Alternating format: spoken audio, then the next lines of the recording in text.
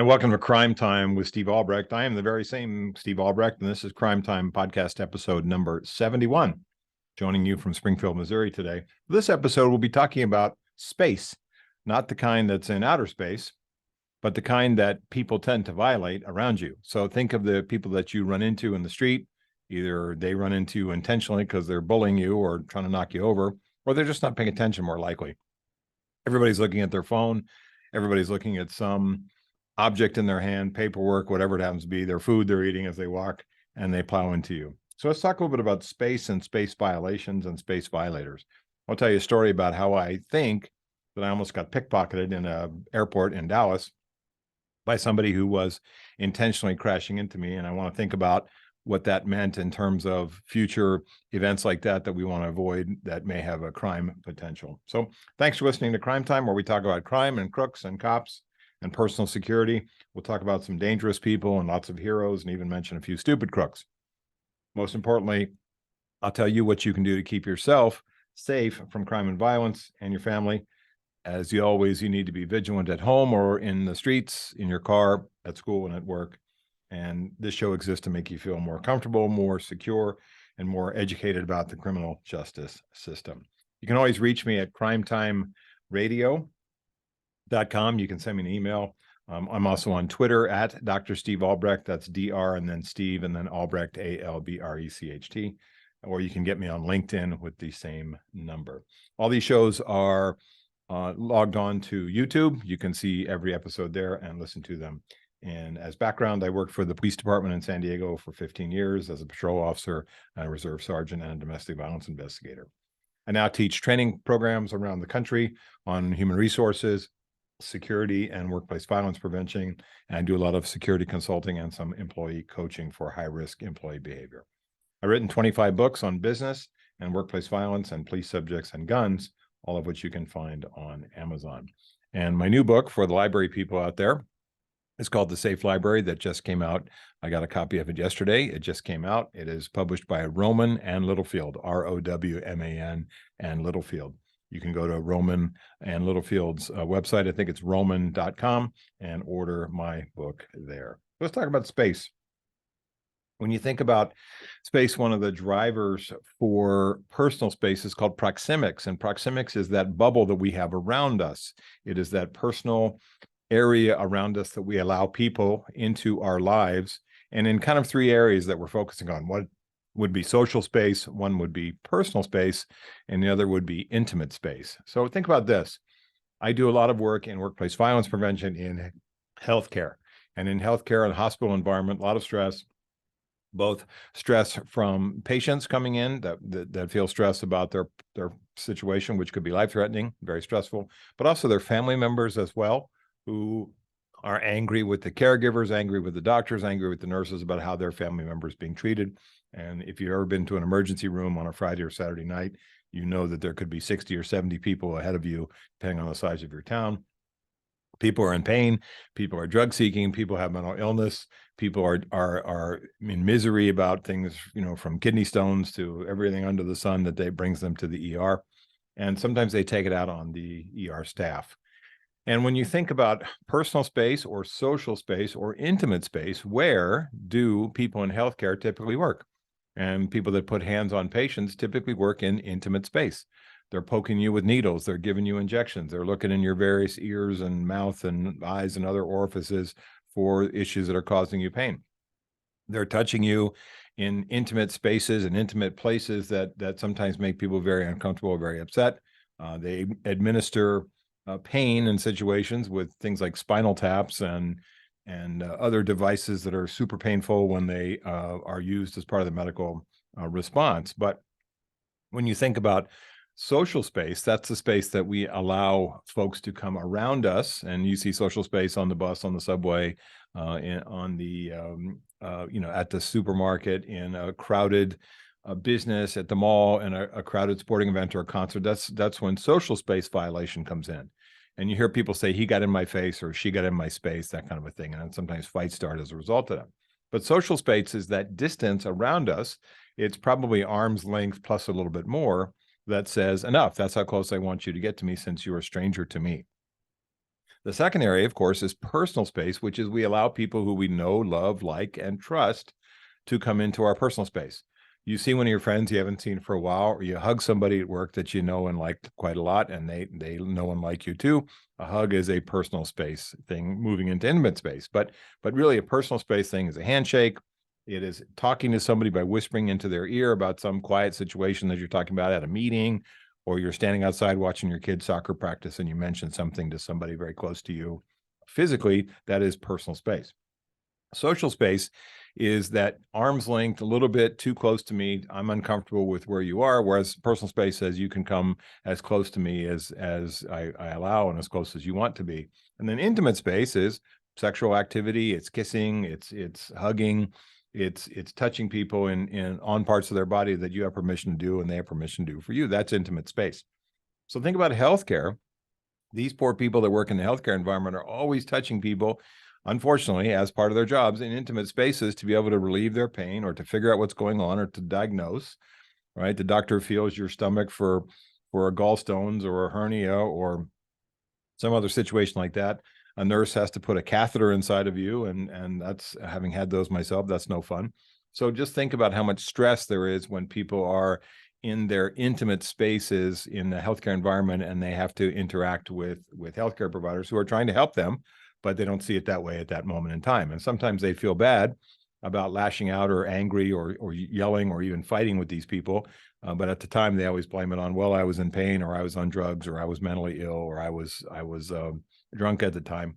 And what's interesting to me, as a guy who talks to healthcare practitioners on a pretty regular basis about their safety and about workplace violence prevention and about security in clinics and ERs and doctors' offices and things like that, is how people in healthcare take that assaults, threats, physical contact, physical assaults that they get from patients with a grain of salt.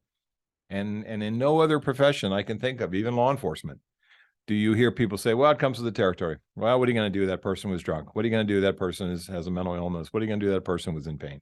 It just goes with the territory. And it's funny how people that work in healthcare rationalize this. And I say to their detriment, because sometimes that rationalization also comes over to the staff side, goes over to the administrative side, where they go, well, we're doing the best we can to keep them safe, but we can't control everybody. And so I've seen lots of situations where patients come in on a regular basis. And I can think of a guy when I was working in healthcare consulting in San Diego, where he came in and he was a dialysis patient. And I think he had to come in 3 or 4 times a week. And he was physically assaultive to the staff, the nurses and the caretakers for his dialysis procedure every single time. And I'm like, why are we giving care to this guy? I'm like, well, he's been kicked out of all these other hospitals and all these other clinics, and we're sort of the last resort for him. And I'm like, I don't get it. This guy needs a life-saving, life-preserving procedure, and yet he is assaultive and threatening and puts hands on you every time he comes in here. And they go, yeah, what are you going to do? We have to serve the guy. And so that's a weird sort of a model. And I commend the healthcare people, especially if they've gone through the pandemic and all the work that they've done during COVID to keep us all healthy and safe and keep themselves healthy and safe as they work around really serious situations and a lot of deaths from people that they've had to treat for COVID. But it's just so odd to me that space violation, that intimate space violation, physical contact, physical assaults that people do against healthcare providers seems to be rationalized by them as it goes with the territory. So think about how you view your personal space. It's also a cultural issue. Certain cultures, closeness means trust. And in Western culture, where I come from, closeness is an earned thing. And you look at Eastern cultures, Asian cultures, where space, especially China, Japan, if you've traveled over to those countries where space is at a premium, you'll see people shoved onto trains, packed in there like sardines. There are people that actually do that for a job. That's their job. They shove people into the trains in Japan and China to get as many people as possible into the trains. India, same way. They put, the bus is supposed to hold, 120 people and it holds 320 people. They cram everybody on there. So in certain cultures, closeness means I trust you. Closeness means that I'm allowing you into the space that's probably different than what we would have in Western culture, where we have kind of that arm's length, back off, Jack, you're in my space, you're in my face kind of thing. And I look at space as a measure of anger and cooperation in people by seeing how close they allow people to get to them, or what you and I might say would be reasonable distance, they feel is too close. And so people that are struggling with anger or anxiety or mental health issues, when you come too close to them, it really pushes their buttons. So when I deal with people in the homeless environment, a lot of stuff I do for libraries, when I think about the time I spent as a cop, coming too close to people without their permission, coming too close to people in a kind of a rapid way where they don't have a chance to figure out the context of your approach, raises their stress level pretty dramatically, and vice versa for us. People rushing towards you, people waving their arms as they come rapidly towards you is a big warning sign, obviously. And when we look at personal space awareness, I also kind of think of the idea that it is a form of social intelligence. Now, my dad, Carl, wrote a book on social intelligence, and the book was called Social Intelligence for Wiley Publishers. Good book. And what he said in that book was, when you have good social intelligence, you can read the room and say or do the right thing based on who is in the room. So you say, I will read the room and I will act differently if I'm at church than I will at my local bar. I will act differently in my own home with my buddies watching football than I will at a business meeting. I will act differently with people I know really well at work, who are my good friends, not just work colleagues, but really close friends, versus people I work with that are almost strangers to me. I don't know anything about them. That is good social intelligence, saying, I will read the room and say or do the right thing when it comes to who is in the room. And so when your boss is in the room, or a group of bosses, you don't tell the greatest dirty joke in the history of dirty jokes. You say, I'll save that for another time in another place. But there are people, and maybe you work with them or you have been around them, who cannot read the room and do not have good social intelligence and barge in and touch people in a physically intimidating way. They hug people that don't want to be hugged. They grab people that don't want to be grabbed. This can be a male or female thing, but sometimes, you see this sort of a bullying intimidation thing where they act like they own the space around you. So I would always say that a good socially intelligent person can read the room and not touch or get around people and violate that proxemic barrier that they have, that proxemic space that they want to defend, without reading the signs. And you say, if someone who knows you really well says, give me a hug, and you don't mind, and you give them a hug and they give you one, that's an invitation to that type of space. But when we see people do it to strangers, or people that are uncomfortable, or people that, may have autism issues or introversion, like me, and introverted, that don't want to be touched, that's a completely different situation. And I think sometimes people misread their social signals in environments where they think, well, what's the big deal? I grabbed him and gave him a tight hug because that's what I'd want. And you say, well, that person, male or female, did not want that, and it upset them. And so when you think about personal space, it's an awareness thing. It's a social intelligence thing. It is a personal, meaning different to you than it would be the person standing next to you. Even inside people's own families, it could be different. You may be around people that are highly extroverted and sort of energetic in the life of the party, and they feel their space is everybody else's space.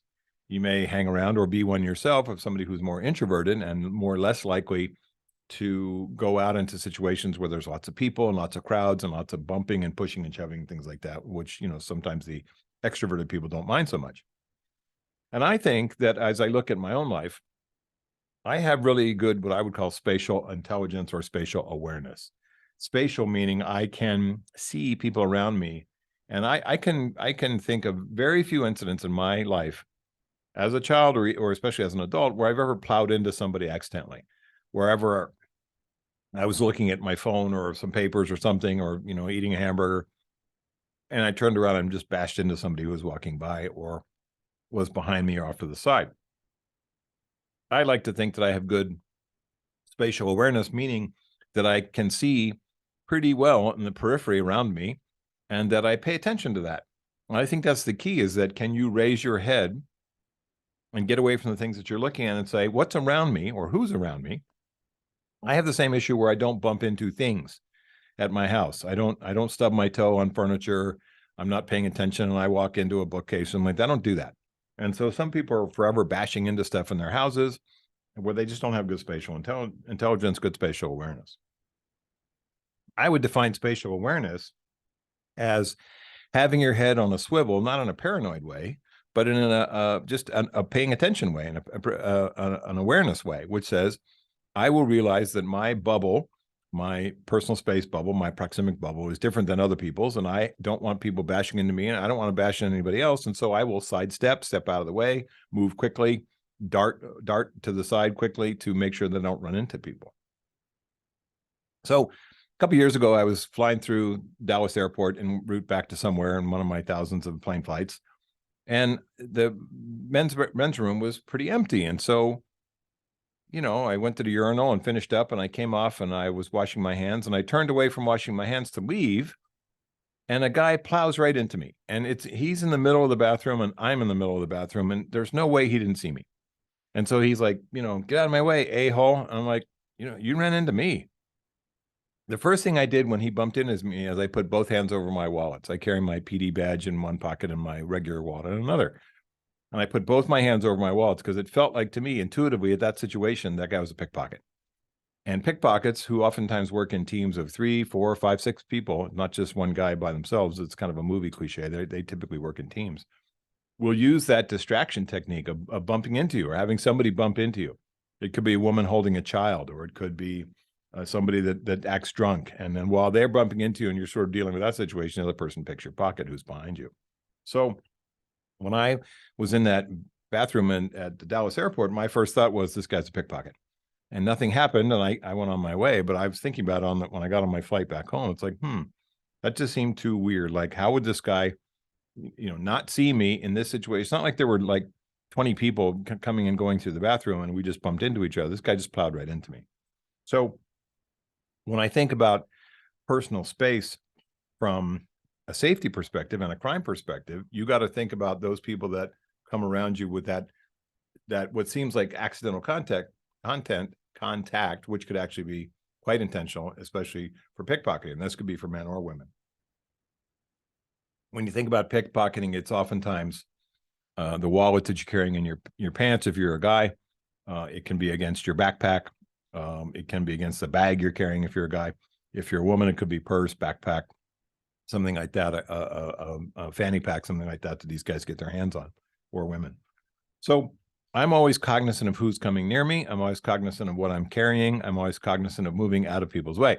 Now, one thing I sort of don't get, and I've been to lots of busy cities in my career, New York and Chicago and DC and places where there's lots of pedestrian traffic, especially at lunch and at quitting time and things like that, where people are just constantly bashing into one another. They're plowing into folks and they don't move out of the way. Now, I'm a fairly burly guy. I've lifted weights my whole life. I'm not 132 pounds, and I don't understand why people will plow into me based on my size. I mean, it's like, don't you see me there? And so I don't know if it's an intimidation thing or a bullying thing or a lack of social intelligence, social awareness. So I make it my part in those crowded pedestrian situations to move out of the way myself. It's not that I don't think I'm a tough guy or a man or anything like that. I can handle myself, but I think, I don't want to bump into people. I don't want them bumping into me. I don't want to start a fight, an argument. I don't want anybody bumping into me as a distraction technique for pickpocketing. So I typically try to steer clear of folks. I will walk to the side. I will change directions. I will go and walk in the street, near the curb sometimes if it's safe to do that, so I'm not in that path of people that like to bang into other folks. But I see it on the street all the time. There are people that just run into people, and I can't figure out why. Is it a bullying thing? Is it a lack of awareness? Why would they do that? So the space invaders that do these things, sometimes it's just a rudeness deal. It could be men or women that do this, where it's like, you're in my way, you're in my space, and I'm going to come bullying through. And regardless if I make physical contact with you, so what? You should have got out of the way. And so I try to anticipate collisions like that and move aside. I try to anticipate collisions with people and not let them put any kind of part of their body, hands, shoulders, whatever, onto any part of my body, because I'm just paying attention to that stuff all the time. So when I think about proxemics, there's also kind of a reverse issue with proxemics, which is proxemic barriers. So proxemics is that bubble, that space around us that we want to protect and make sure people are not in our personal space or our intimate space, certainly. And then, certainly with social space, do we have a limit as who's coming into our social space as well? But proxemic barriers are things that we put between us and somebody who wants to violate our space. And maybe they want to violate our space in an accidental way. Maybe they want to violate our space in an intentional, aggressive, or threatening, or even violent way. So consider that if you're out in the streets in a city where you may have a homeless population that is mentally ill or high on drugs or both. And sometimes these guys and women can get pretty wild. They're running around, they're screaming, they go and confront people. And so you say, what would be a proxemic barrier in the street? And it might be a bus bench that you put between this and then the angry person. It might be a newspaper box. It might be a mailbox. It might be a car that's parked where you're on one side and the angry, screaming person's on the other. So when I go through typical downtown environment or city environment, and I was just in New York a couple weeks ago and thought about this. I was in New York and New Jersey for work, and there's just teeming people everywhere, just lots of folks everywhere. What are my proxemic barriers? A door is a proxemic barrier with you on one side and the person on the other. If you were in a public environment, you say, what would be a proxemic barrier in the mall? It might be benches. It might be the racks inside of a store that you put between you and an angry person. If you're in an office situation and you're dealing with angry taxpayers, angry customers, angry vendors, people that are upset about something, the desk that you're standing behind, the counter that you're standing behind is a proxemic barrier. When you look at situations in an office environment like I work in to do my library consulting, it's desks, it's counters, it's chairs, it's shelves, half shelves, it's carts. There are lots of proxemic barriers in the library environment. When I was in the cops, we used our cars as a proxemic barrier. Sometimes we would talk to somebody across the hood of our car if we were worried about them being violent to us. Or if they were handcuffed in the back of the car, we have a cage. And the cage is a proxemic barrier so they don't spit on us or headbutt us or do anything like that, or manage to get the handcuffs slipped around the front and around our neck. So when you look at proxemic barriers, there are lots of them in field situations and street situations you may come across. Things that are fixed. You could look at a bollard, which is a parking lot or a door concrete barrier that we put up in front of federal buildings and things like that to keep people from crashing their car. And you might stand behind that. So there are lots of things, bus bench, newspaper box, mailbox that you could use in the street as a proxemic barrier for dealing with somebody who is making threats or is threatening violence towards you. So when I think about this sense of space, I think it's really about anticipating, and also sometimes if you are around people that are space violators, and maybe they do it intentionally, maybe they do it unintentionally, I need to tell them in no uncertain terms and politely, but assertively, I'm sorry, I need a little bit more room. And I'm not apologizing for saying I'm sorry because I need more room. I'm just saying at this kind of a conversation start, I need a little bit more space, and then actually back away. So you're not apologizing, but sometimes you can just step back and say nothing, or you can simply put your hand up and say, I'm sorry, I need a little bit more room. And maybe they're offended, maybe they're not, maybe they don't even notice. Some people don't, most people don't notice what's going on with you. But you can stay clear, or at least arm's length, of chronic touchers or huggers or people that have lousy spatial intelligence, lousy social intelligence, by using this as kind of a way to get some space and separate. I work a lot in self-defense and personal safety issues. And sometimes with men and women, this is a deal where women don't feel assertive about getting back that space that they want. And so they'll stand there and let somebody close talk to them, or, they're so close, they're spitting in their face, or they can smell their breath. It's horrible. So male or female, if you need the space back that makes you feel more comfortable, take it. And if you need to be assertive and say, I'm going to step back, and I don't care if this person has hurt feelings or not, I need to feel comfortable in the space that I'm in. My personal space is important to me. Then do that. So that's the concept of space invaders and space and distance. And I'm just interested in how, as human beings, we tend to violate people's space. And sometimes it's intentional and sometimes it's unintentional, but I can't figure out why people do that. And it's sort of interesting to me that they do.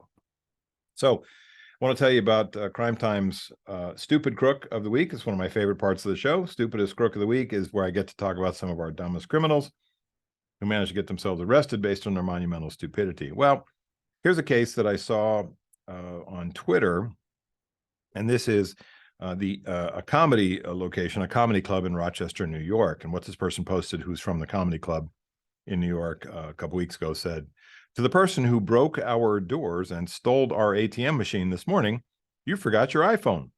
You can pick it up anytime at the Rochester, New York Police Department." Oops. So Rochester, New York cops get there. They find the window smashed, the ATM gone. The crook or crooks, one of them dropped his or her cell phone. That's pretty stupid, I would say, and probably not too hard to figure out who that person is. And it's hard to say, well, that wasn't me. My brother actually took my phone and he was the one that did it. It'll take some explaining to do on that one. So that's our stupid crook of the week. And also I want to tell you about our crime time quiz. Crime time quiz for this week. When was the first, and February is Black History Month, when was the first Black police officer hired in the New York Police Department? When was the first Black police officer hired in the NYPD? And it actually comes June 28th, 1911. June 28th, 1911, Samuel Battle, B-A-T-T-L-E, became the first Black police officer in the NYPD. On that day, and I'm reading here, police commissioner from the NYPD, Rhinelander Waldo, now there's a name for you, Rhinelander Waldo told him, quote, "You will have some difficulties, but I know you will overcome them. You will have some difficulties, but I know you will overcome them." And thus began Battle's 4-decade-long career, 40 years with the NYPD. Battle pushed for equality in all the city's civil services and was a mentor to Wesley Williams, who was the first Black firefighter in the New York Fire Department. So as this person says here on Twitter, on LinkedIn, Corey Gable, thanks to Samuel Battle and the other pioneers, today's police department is much more ethnically diverse than ever before and truly representing the great citizens of the city of New York. So that's a great story. Imagine what that guy had to put up with, and that's quite a courageous act, and 40 years in the NYPD starting in 1911. So that's our crime time quiz. This week's crime time safety tip has to do with snow. And if you're in an environment where there is snow and you are one of those people that leaves their car running when you go inside and get a cup of coffee because it's cold, or you leave your car running out in front of your apartment or your house in the driveway, or even inside your garage with the door open, you run back inside to get something, cup of coffee or whatever it happens to be, purse or wallet or backpack or whatever, your car can get stolen. And you say, this has never happened to me. I parked my car in the convenience store and it's snowing and I want to keep it warm. I run inside for just a minute, get a cup of coffee. No one's ever taken my car and never stolen anything. They never drove off and took my car. This could never happen to me. I'm like, great, but stop doing it because it's a bad habit. These are the stories we hear about where someone jumps out and goes inside the Starbucks because it's cold and it's snowy, and they just want to rush in and get a cup of coffee and rush back out again. They leave the car running to keep it warm, and they come out, the car's gone, except also so is their dog or their kid or both, who was strapped in the back of the car and has disappeared as well. So, crime time safety tip, stop leaving your engine running if you are not near your car. Now, when you think about all the places where you get out and say, it's just for a moment, that's all these crooks need to take your car. And don't think that these guys aren't standing around, even in the cold, waiting to take a car at the post office, at the convenience store, at the coffee shop, in some other place. You pull up in front of your kid's school and you leave the engine running to run inside for something to drop off their lunch. That's how your car gets stolen. So stop doing that. So that's our crime time safety tip.